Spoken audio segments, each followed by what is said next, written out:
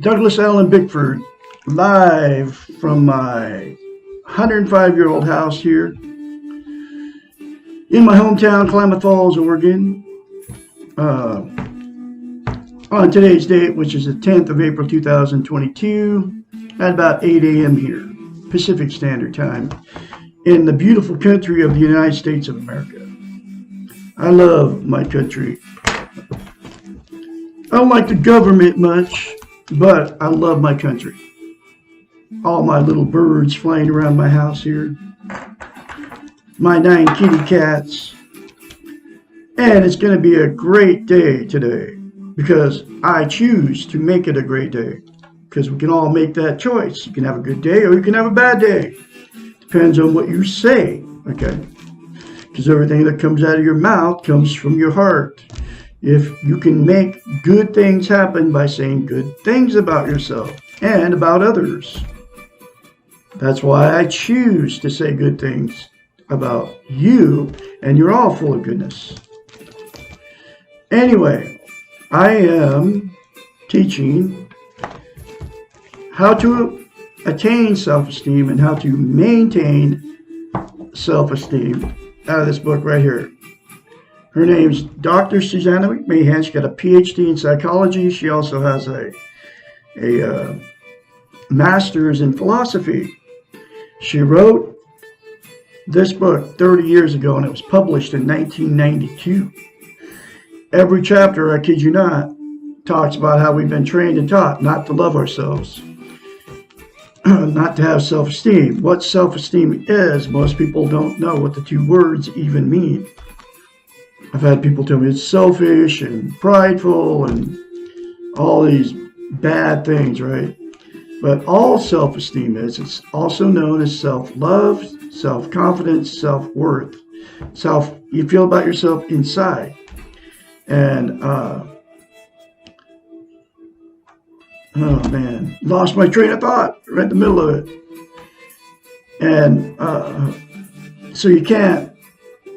It's how you feel about yourself inside, okay? So here's an example of what self-esteem is. You have a love relationship, brand new, okay? Man or woman, you know, you marry him, you don't marry him. But that feeling when you first meet somebody, that feeling is towards that person that you feel, and we've all felt it, it feels really good, right? That feeling towards yourself is what self-esteem is. That's exactly what it is, okay? And she knew that, a psychiatrist, she knew that they'd been taken away from us forever. 30 years ago, folks, they were taking self-esteem away from us, self-love. She knew it was happening with the television, radios, and newspapers, and now it's 1,000 times worse with social media. Okay? So anyway, she's had thousands of clients. She was a psychiatrist. She is a psychiatrist, therapist, counselor many years of her life. She's 73, lives in Madrid, Texas, like I said, but I don't know if she's doing it or not. You can't find nothing about this lady on the internet because she's, probably retired. But she never put any of her stuff up on YouTube because YouTube never even existed, okay? So I'm her spokesperson, but she's had thousands of clients, right? They would hire her just to fix their messed up minds. That's because she was a psychiatrist, therapist, counselor, right? That's what she did for a living. They would hire her to fix their messed up brains. And she knew that they didn't have self-esteem going in, okay? And the only way that you can get a healthy mind is if you attain self-esteem. So she came up with the concept of mirror therapy. And here's what she told her clients to do when they would leave their therapy sessions for, till the next time. There's 4 things. You would tell them, go home in the mirror, and in front of the mirror, say, I love you. Say, I love my inner child. Say, I'm worthy to be loved. Say, I'm worthy to love. Say, I am full of goodness daily. And that would give them self-esteem. And they did it because of her credentials. I did it when I read it in this book because of her credentials. And what it does is it gives you self-esteem. I kid you not, on steroids. So you'll be able to love yourself like you love that other significant other that you're either with or not with anymore, or whatever. And the thing about self-esteem is, can't love without it. You can't be loved without it, and you also cannot be content. What content is, you feel good about how, where, and what you are, okay? And it's also known as internal peace. You cannot be content without self-esteem. And the only way to get self-esteem is to say those 4 things to yourself in the mirror daily without fail. To maintain self-esteem, keep it. Once you get it, you have to practice it. It's like lifting weights. If you quit saying those 4 things to yourself in the mirror every day, you will lose it. Just like when you lift weights. If you lift for a while and you quit lifting, you lose muscle mass. It's the exact same thing with self-esteem. And nobody is teaching how to get it, okay? Nobody's telling you how simple it is. Nobody's teaching it. Nobody's telling you how simple it is. Nobody's telling you how to get it. And nobody's telling you how important it is. Can't love without it. You can't be loved without it. You also can't be content without it. It's the most important thing you can have as a human being. And you gotta wonder why nobody's teaching it. I'm the absolute only one. I kid you not.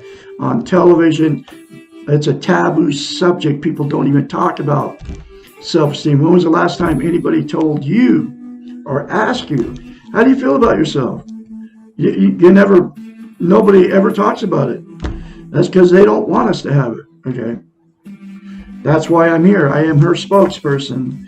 This is my life's work, is to continue to spread her message of how to attain and maintain self-love, self-esteem, self-worth, and because of the importance of it. Okay, so what people do, since you can't be content without it, and I believe there's billions of people running around with it, because nobody's teaching it. It's not even your fault you don't have it. It's not even your fault that you've been in toxic relationships, because what people use to try to be content, is to be content, because you can't be content without self-esteem. So people use 10 things. They're all external things. They're outside of yourself. Here they are: drugs, alcohol, and you can include all the prescription pills that your doctor is doling out unnecessarily to you. Drugs, alcohol, sex, TV, food, religion, another person, material possessions, or money. The 10 things that are outside yourself, they'll make you happy temporarily, but they'll never, ever, ever make you content. The absolute only thing that will is to attain self-love, self-esteem, self-worth, self-confidence. And I'll say it again, by the 4 things to yourself in the mirror daily. Okay? And the other thing about without self-esteem, what happens is 3 things. You will attract exactly what you are. Okay? When it comes to romantic relationships, the person that you meet without self-esteem will not have self-esteem either, because That's just the way it is. Okay. So what happens in the relationship becomes toxic, and then the fights and the arguments and all that starts after that initial good feeling goes away. Okay. Then it gets stale or boring. And you all know what I'm talking about. The sex goes bad. The hanging out with each other goes bad. In fact, you don't want to even be around these people after you either marry them or been with them for a while, because you didn't have self-esteem going in. So you were attracted to somebody without self-esteem. And then the two people get together, that you need each other. You don't love each other because you can't love each other without self-love. So you don't love each other. You need each other for whatever reason you got together. It felt good at first, but then without self-esteem, you are trying to rely on that other person to fill your own needs, and only you can fill your own needs. And that person's doing the same thing to you. Because each of us can only fill our own needs, okay? So because of that, then you'll split up or divorce or whatever, okay? And then what'll happen after that, without self-esteem, you'll go jump in another relationship with somebody else.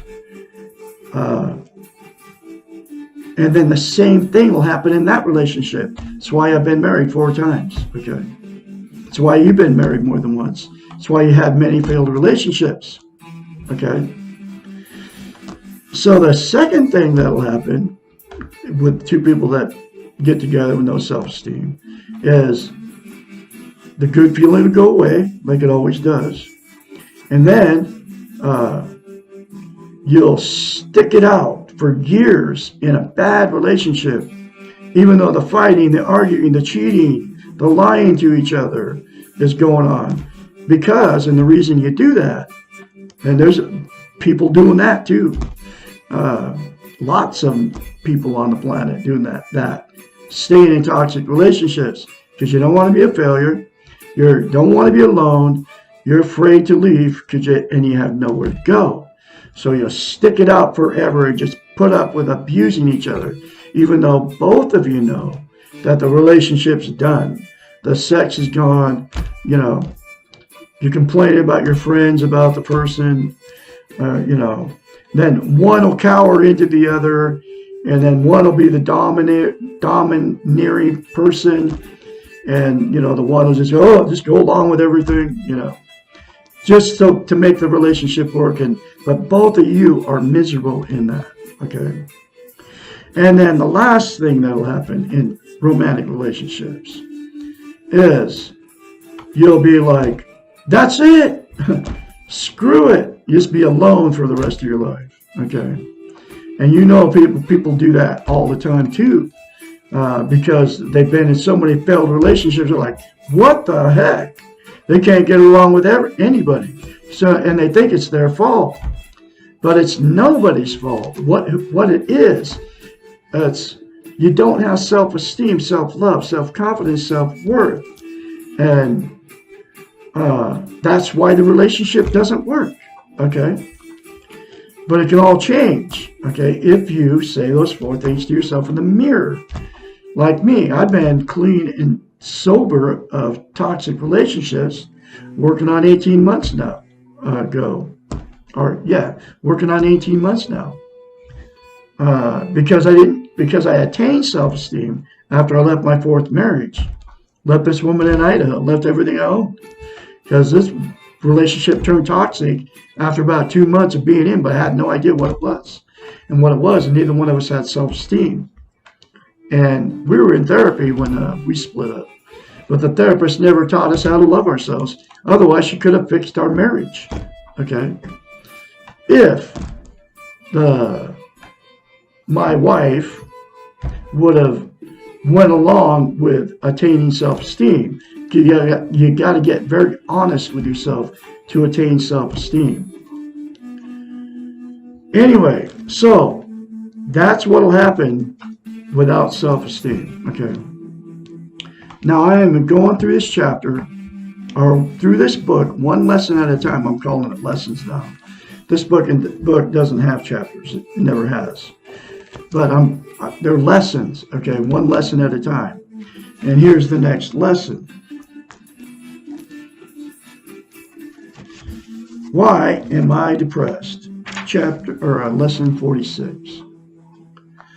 One way to define depression is that our anger has turned inward against ourselves until everything becomes self-defeating.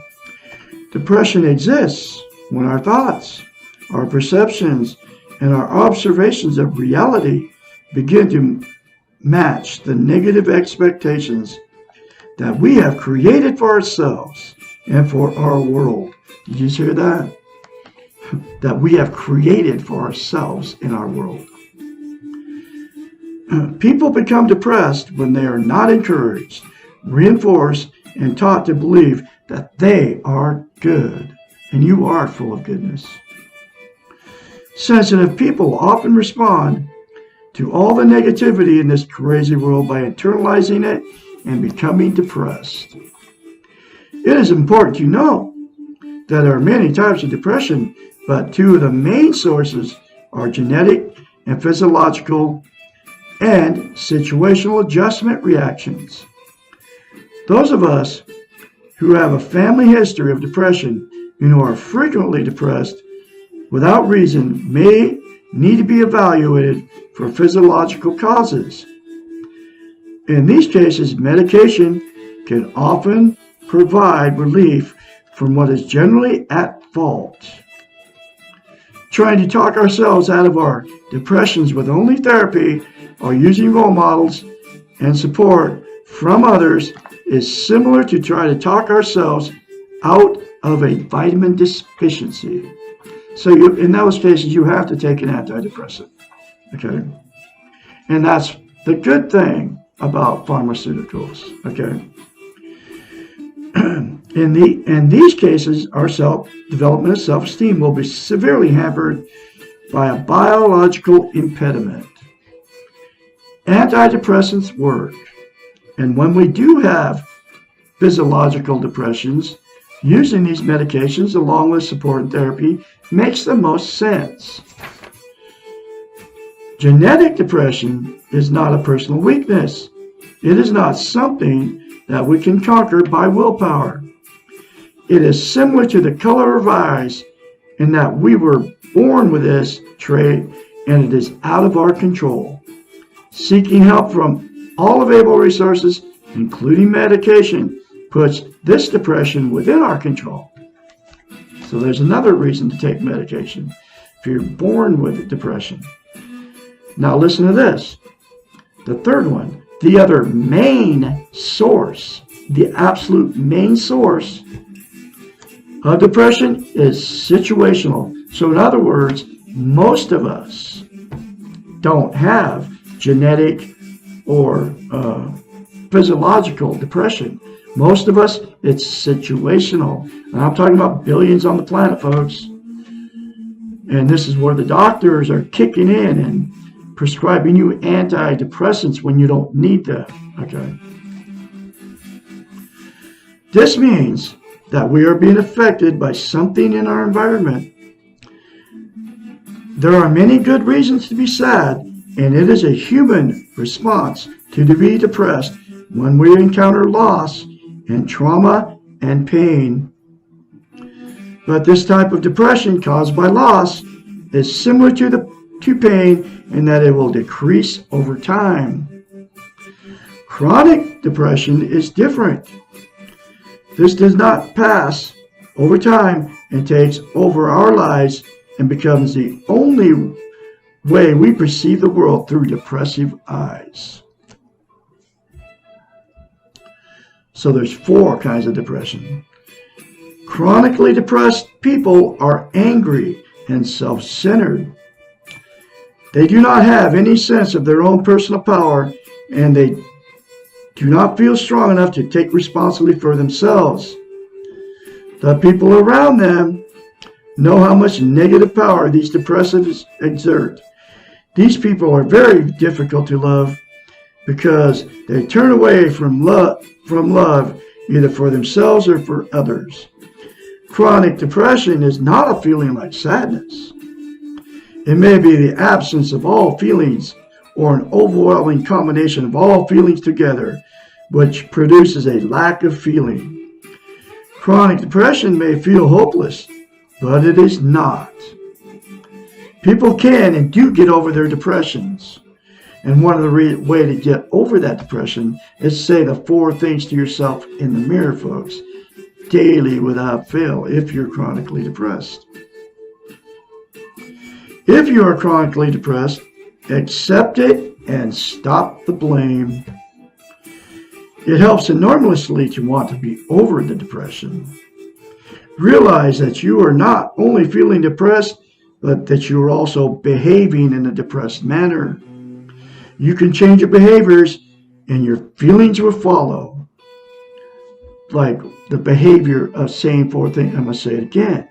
The behavior of saying 4 things to yourself in the mirror will make you feel good about yourself because you're saying, I love you, saying, I'm full of goodness. I love my inner child, I'm worthy to be loved, I'm worthy to be loved. Daily, if you say those 4 things to yourself in the mirror. So that's a behavior that you can actually do. Do it today, folks. Drag yourself out of your depression long enough to seek help. Try courage. Do something different even though you do not want to or do not have the energy to do it. Do it anyway and reward yourself for being courageous. So be courageous, folks, and say those 4 things to yourself in the mirror. I'll say it again. Recognize that your perceptions of yourself and the world are just that, perceptions, and are not the reality.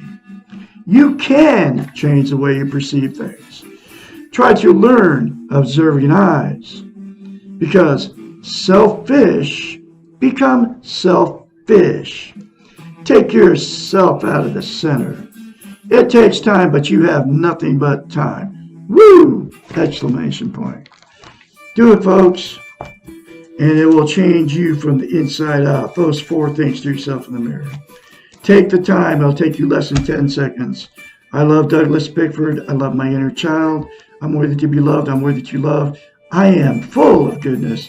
I am good. I am good. I am good. I am good. Say those things to yourself in the mirror every day, folks, without fail. Call me. I can be your mentor when you start going through this change. You all have a great day out there.